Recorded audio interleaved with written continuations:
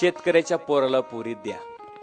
कारण अलीकडे शेतकरीच म्हणतोय की आम्ही आमची मुलगी शेतीवाल्याला देणार नाही.